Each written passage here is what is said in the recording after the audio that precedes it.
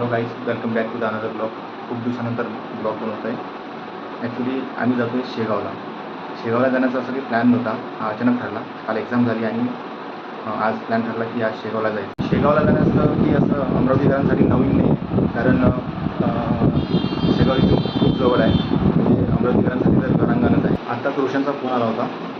माझा मित्र आहे रोशन, तो पण शेगावला माझ्यासोबत येतो आहे. तर तो नवसारीवरून गाडगेनगरपर्यंत येतो आहे आणि इथून मग आम्ही जातो आहे रेल्वे स्टेशनला. एक 9 वाजताची ट्रेन आहे सुरत एक्सप्रेस, तिने आम्ही निघतो आहे शेगावसाठी.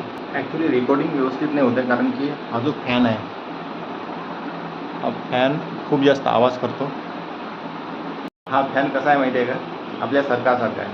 खूप जास्त आवाज करतो पण हवा काहीच देत नाही. मी इथे गाडगेबाबाची मंदिरासमोर रोशनची वाट पाहतो आहे.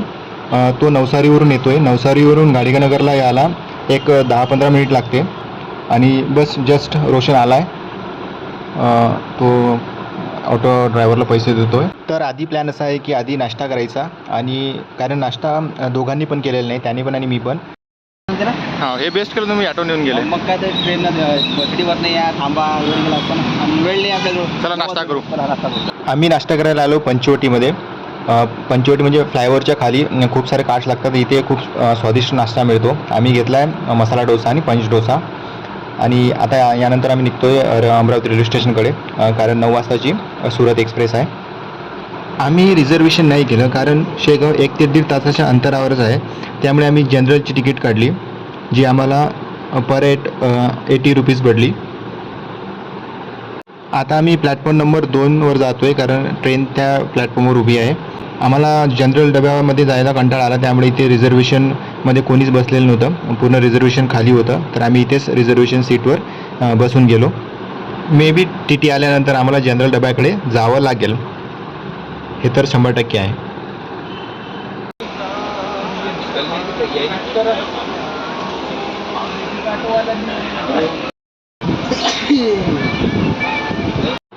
मित्रांनो, शेवटी तसंच झालं.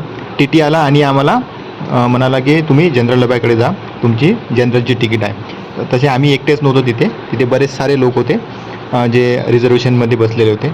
तर आम्ही इकडे जनरल डब्याकडे आलो, पण जनरल डब्यामध्ये पण खूप सारी जागा होती आणि आरामात इथे बसता आलं. मी तर म्हणतो की रिझर्वेशन डब्यापेक्षा इथे कम्फर्टेबल सीट्स होत्या. मी हे सगळं डाऊन आलो की हे टाकणार आहे, मग जनरलमध्ये पाठवलं. फायनली आम्ही शेगावला 1 ते 1.5 तासामध्ये पोहोचलो. मित्रांनो, काय झालं माहिती आहे का, आता मंदिरामध्ये मोबाईल्स अलाउ नाही आहे. तुम्हाला मोबाईल पॉकेटमधून सुद्धा काढू देत नाही बाहेर. व्हिडिओ काढण्याची आणि इमेज फोटोज वगैरे काढण्याचं तर दूरच राहिलं. कॅमेराज आणि मोबाईल वगैरे इथे मंदिरामध्ये अलाउ नाही आहे. त्यांनी खूप जास्त स्ट्रिक्ट रूल केलेले आहेत. मित्रांनो, चला तर मग आता आपण निघूया मंदिराकडे. मंदिराकडे जाण्यासाठी आम्ही बसलो आहे आता ऑटोमध्ये.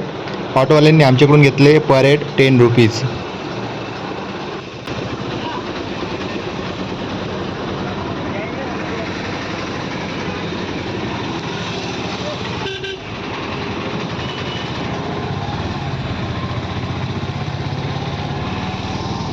मित्रांनो, खरं सांगतो, आम्हाला खूप जास्त भूक लागलेली होती. मंदिरामध्ये प्रवेश केला आणि ठरवलं की आधी जेवण करायचं. त्यामुळे आम्ही जेवणाच्या लाईनमध्ये लागलो आणि आधी जेवण केलं आणि त्यानंतर दर्शनाला गेलो.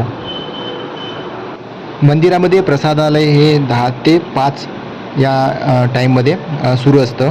आपण या वेळेत केव्हा पण जाऊन जेवण करू शकतो. हे सर्व जे तुम्ही बघताय हे ते जेवणाची व्यवस्था केलेली असते.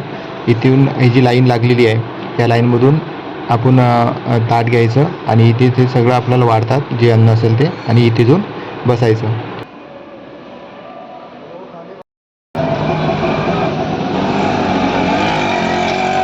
जायचं काय आठवत फोनवाले भाऊ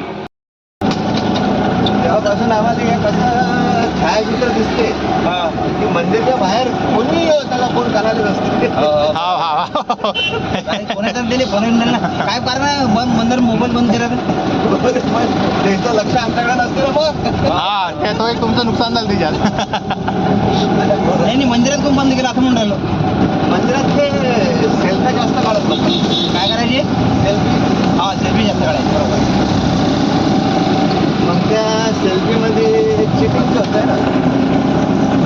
सेल्फी काढून राहिले बरोबर बरोबर.